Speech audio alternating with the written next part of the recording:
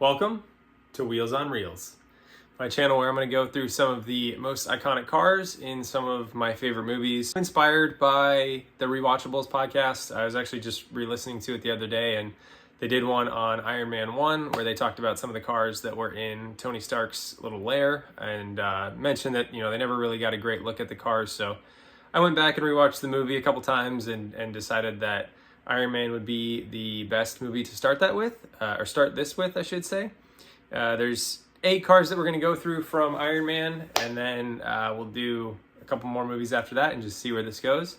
Also sort of inspired by Donut Media. They did a video ranking all of the cars in Fast and Furious and didn't exactly agree with the ranking that they put together, so that's another reason why I kind of wanted to share my own opinion. So without further ado, let's dive into the cars from Iron Man. In the number 8 slot, the last car on the list is the Fun V. Obviously, this car gets blown up, so not a great place to be. But outside of that, I just have never been a big off-road guy. It's just never been something that I've had that much exposure to. And I don't know, I much prefer sports cars, going to the track, drifting, things like that. So as far as the cars go, I probably would put this one at the bottom of the list from the movie, but it would still be fun to roll around, and you'd certainly get some looks at red lights, and there's something to be said for an H1 and just an engine, some metal, and some wheels rolling down the road. It's it's certainly imposing. In the number 7 slot, we've got Tony's Tesla. Had to watch the movie a couple times to make sure that it was a Tesla, but it is. It's the first generation Tesla Roadster, the car that kind of kickstarted Tesla back in the late 2000s. Basically just took a Lotus Elise chassis and swapped out the motor, or swapped out the engine and added a battery and an electric motor to make the car. I put this at number 7 because it's an early EV, and I also just am not the biggest fan of Tesla in general. Could be pretty fun to drive through some canyon roads for at least a little bit and maybe give it a try, but at least in my own personal garage, I probably won't ever have room for one. But it is, I think it's apropos for Tony Stark to have something like that. I mean, he is supposed to be this genius, billionaire, philanthropist, playboy, always at the top of modern tech. So it makes sense for him to be driving a Tesla at the, almost at the beginning of Tesla. In the number 6 spot, we have his Ford Rat Rod. Again, not something that I'm necessarily super into, but I do know that there is a huge subsect of the car community that does love these rat rods. And, it is a particularly special car for the movie. As Tony is designing and building the first Iron Man suit, it's just gunmetal gray, or the metal alloy color, and he decides to paint it. And he looks over and he sees his Ford Rat Rod with flames on the hood. And so he goes ahead and tells Jarvis to throw a little hot rod red in there. And so Iron Man gets the famous red and gold paint scheme that we all know and love, based off the inspiration from this Ford. In the number 5 spot, funny enough, is the Audi S5. I'll talk more about it when we get to the R8, but this movie really was an ad for Audi, sort of like how Transformers 1 was an ad for General Motors and the Camaro. And it really transformed the public opinion of, Audi. I think before this, it was mostly, BMW and Mercedes that were kind of owning the market share in the US, and Audi was kind of falling behind and, not super present, didn't have the same prestige, didn't have the same appeal as those two brands. But then you see this movie come out, it's the beginning of the Marvel Cinematic Universe, and it's also almost the rebirth of Audi as a brand. Tony Stark has an R8 as his car, and again, I'll touch more on this when we get there, but if you look throughout this movie, it's just one giant product placement for Audi. So, no surprise. This is the V8 Audi S5.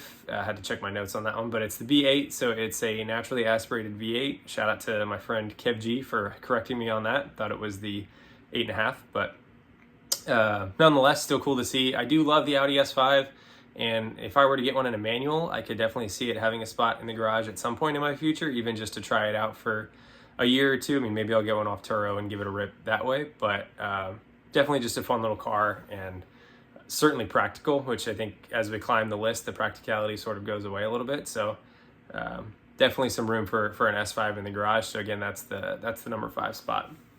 In the number 4 spot is Tony's Cobra replica. I hope it's a replica because it gets crushed later on in the movie. The scene when he tests his jetpack, or his his boosters in his legs. He is flying over the cars, and then all of a sudden the power in the boosters gives out and he just collapses on the Cobra, which is a funny scene in the movie, but the car enthusiast in me really hopes that that was a replica that they decided to use, maybe a Factory 5 or Superformance or something like that. But, you know, having one of those cars would be awesome. I think it's hard to argue against just a big V8 up front, no roof, no ABS, no traction control, you know, really nothing except for an engine, rear wheel drive, and a manual transmission. I mean, that's the iconic recipe. It always has been, always will be. It would be an awesome car to get some seat time in and go for a ride. Coming in at number 3 is the luxury in the movie. It's Happy's Rolls-Royce Phantom. I think Phantoms are just super cool. I mean, they're huge. They're the big boss car. They're supposed to be like riding on a cloud. I've never ridden in one, never driven one, but I've seen them plenty of times. They're beautiful cars. If a Ghost or a Wraith ever depreciate below $100,000, maybe it's worth looking at in the future. But you know, out of my price range in reality. But for a fictitious garage, certainly room for a Rolls Royce. I think it's hard to argue that there's a better daily out there than a Rolls, especially if you know, think back to 2008 again when this movie was made. I mean, the Phantom was the pinnacle. It was leaps and bounds above Bentley, BMW, Mercedes, you know, any of those. The Rolls was the king. So you know, again, no surprise Tony's rolling around in style with Happy at the wheel, but I'm glad to see Happy has a cool car in there as well. Coming in at number 2 is Tony's R8.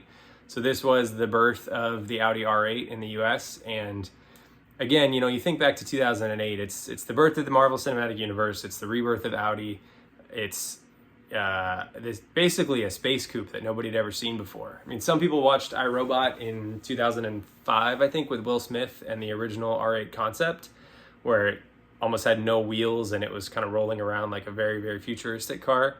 But then to go and see that they are making this car as a production car, almost, I wouldn't say identical to that, but very, very similar to that. I mean, in 2008, this was competing against the 430, the Gallardo, and at probably half the price at the time. And it was just a total shock factor coming from Audi. I mean, to see the DRLs, it was the first car that had the LED DRLs and just revolutionized the industry. I mean, that's trickled all the way down to Honda Accord, Toyota Camry these days. So to see that in this movie, it's just an iconic piece of tech, an iconic car. The main reason it's not number 1 on this list is that it's the V8 R8, not a V10. And there's no actual scenes where you can see whether it's a manual or a paddle shift. So because of that, I got to give it the number 2 spot. If it was a V10 manual, then for sure I would take the R8 all day.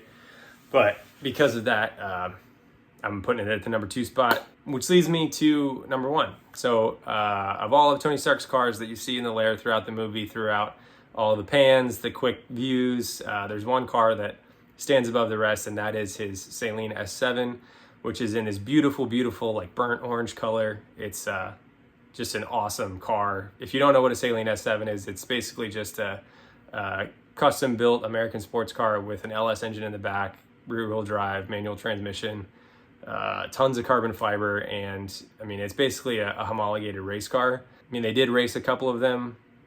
I don't really know if it was homologated, but basically there's, similar to the Cobra, there's no nannies in the car, no ABS, no traction control, anything like that. It's just you, a V8 behind you, and the road ahead of you, and the styling too, it just can't be beat. I mean, I've been lucky enough to see one a couple times when I lived in Michigan, and I'll flash some photos up of that one here as well, but there's just nothing like the craziness of the car. I mean, the proportions of it are wild. The rear engine, where the rear hatch where the engine sits, is super long, it's super low, and just the truly follows or truly fits the definition of an exotic car. So of all the cars that Tony's got in his garage, I'm gonna go ahead and take the Saleen S7 for the first drive.